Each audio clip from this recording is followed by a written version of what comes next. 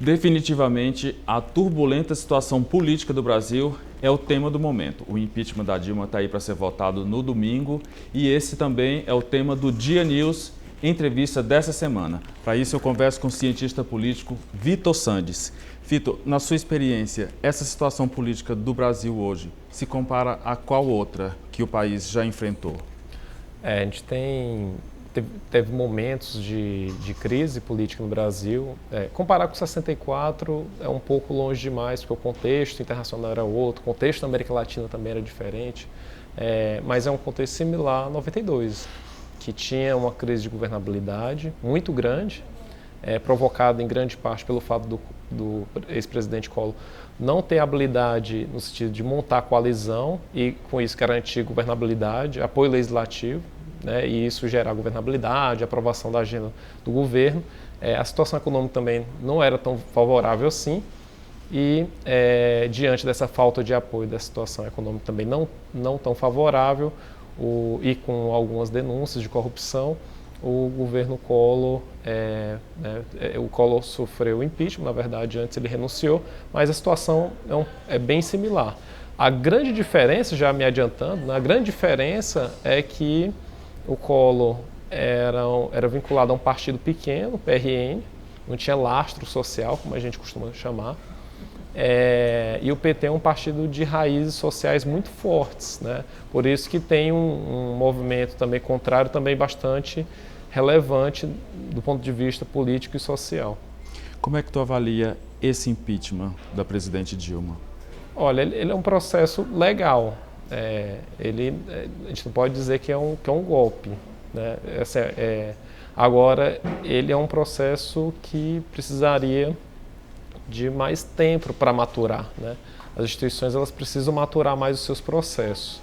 Nesse sentido, até a questão de se houve crime de responsabilidade ou não houve crime, se as tais pedaladas valem, se vale pensar em 2014 e 2015 a questão do não cumprimento da meta fiscal, como é que isso entraria como crime de responsabilidade. Como o impedimento é uma medida institucional muito forte, né, porque as instituições estão resolvendo uma questão política, sendo que a vontade popular no momento das eleições foi outra, né? Então o voto é o mecanismo mais importante da democracia. Então, nesse sentido, essa resolução em pouco tempo de todo o processo de aceitação, de formação da comissão especial, das discussões, da votação, na verdade, esse é o grande problema, né? É abrir um precedente institucional muito grande em que em outros momentos, em situação similar, possa acontecer o mesmo, então tem o problema do direito à defesa, né? Então também pensar do outro lado. Do ponto de vista social, isso tem bastante ressonância. Uma boa parte da população concorda com o impeachment ou não está feliz com o governo, não aprova o governo. Então, por isso que gera uma sensação de que tudo bem.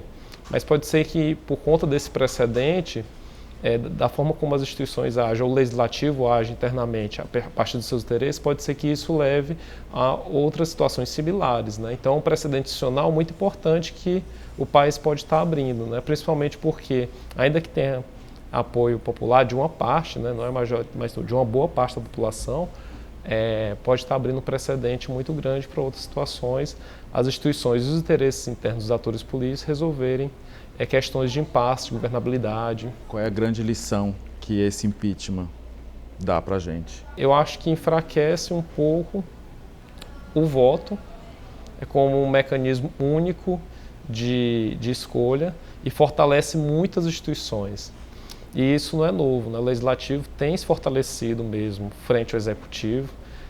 Só pensar no papel das comissões, na redução das medidas provisórias, né? Então, é bem comum, há uns anos atrás, a gente pensar na relevância desse tipo de recurso institucional. Então, as instituições ganham mais força mas, por outro lado, essa politização, de qualquer dos lados, mas essa politização é importante porque ela traz novamente para as rodas de conversa a política como um tema essencial da vida cotidiana das pessoas. Porém, isso tem que ser tomado com muito cuidado, porque as pessoas se informam de forma muito precária sobre a política.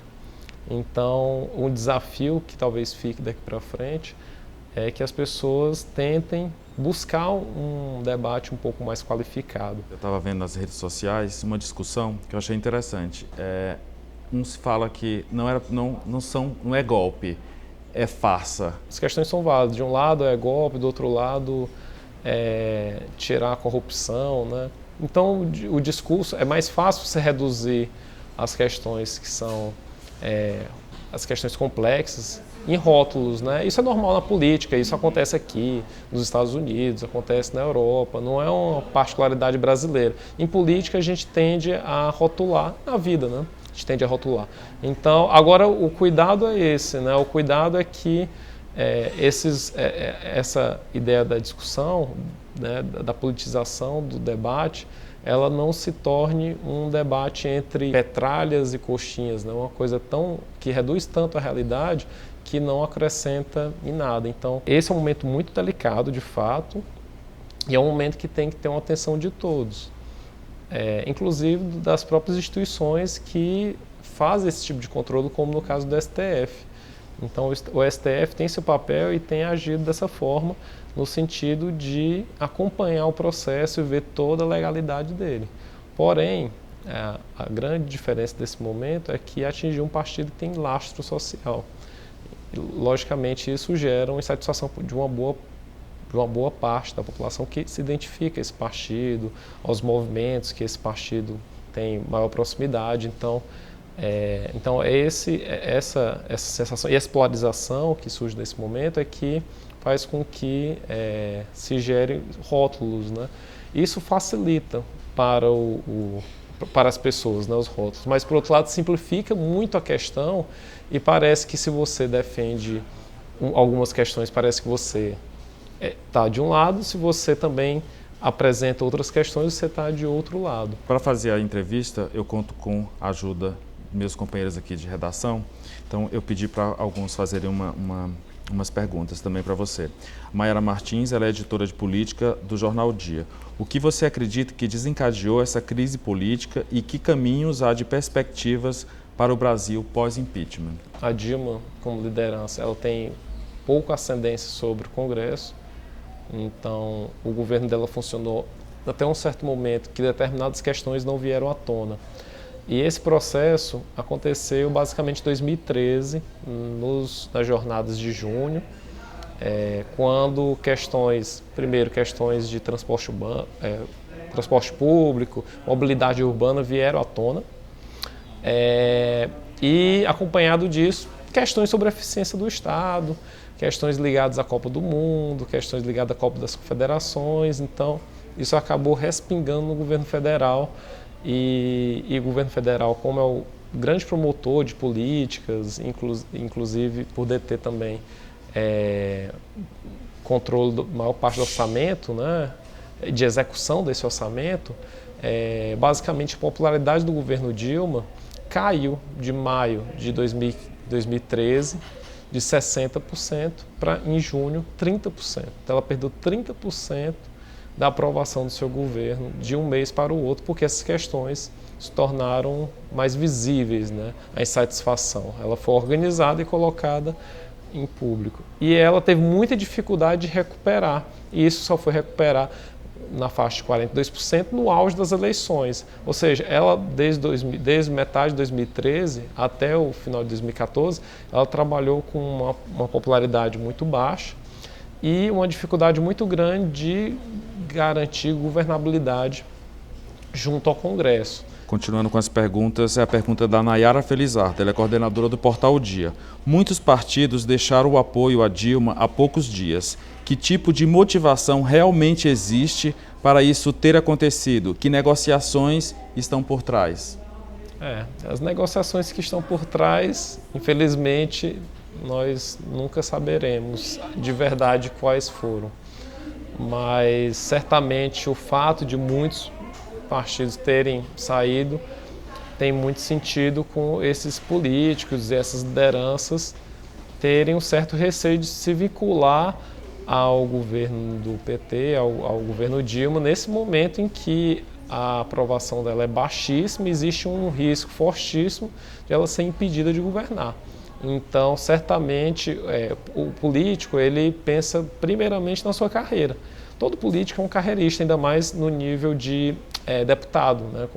Um deputado federal, geralmente ele passou por outros cargos, eletivos ou não, em outros momentos da vida. Então, ou são deputados de carreira, né? São reeleitos. Então, ele primeiramente pensa na carreira. Então, ele faz um cálculo simples. É melhor me vincular ou não ao governo? É lógico que para deputados do PT isso é mais difícil, né? Como é que você não vai se vincular ao governo se você é do próprio PT? Mas, no caso de deputados de outros partidos, isso se vincular nesse momento, às vésperas da votação, realmente é muito delicado. Então, isso pesa bastante. Então, talvez oferecer um cargo, um ministério, isso não seja suficiente. É só para deixar claro que esse processo de distribuição de cargos, como um processo de tentativa de obter apoio legislativo, isso é normal. Países democráticos, não também é uma particularidade brasileira. A gente acha, é um monte de político, né? Eles só querem obter apoio em troca de cargo. Não, isso acontece em todos os países, essa troca de cargo por apoio, né? Mas está muito em cima, o governo tentou utilizar os recursos que tem para poder obter apoio e evitar o impeachment, mas alguns partidos, pelo menos, se posicionaram, as suas lideranças se posicionaram contra. Por exemplo, o PMDB se posicionou contra publicamente, mas o partido inteiro não vai junto com as suas lideranças que posicionaram publicamente. Então parece que é uma medida que o partido é uma unidade coesa, mas não é. Né? Então, certamente, na votação, vários PMDBistas votarão contra o impeachment. Então esse processo é normal. Em relação a esses apoios que o João Magalhães, que é repórter de política do Jornal Dia, ele pergunta: você acha que o Michel Temer vai procurar apoio do Lula? Caso Michel Temer assuma a presidência, não sei também que tipo de liderança o Lula possui hoje no Congresso.